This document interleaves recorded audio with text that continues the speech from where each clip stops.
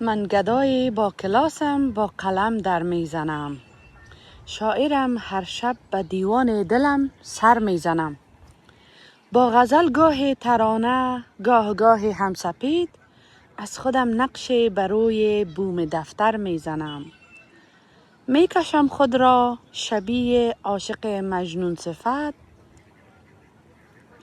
ناله ها سر میدهم بر سینه خنجر میزنم.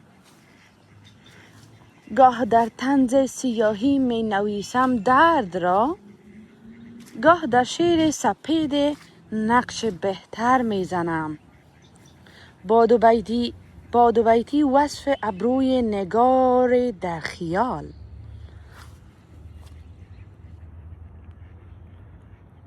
از خیالاتم به بام شعرها پر میزنم.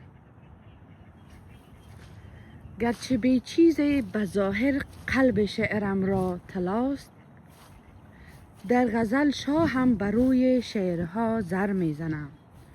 شاعرم این است فرقم با فقیر و با یتیم، من گدای با کلاسم با قلم در میزنم.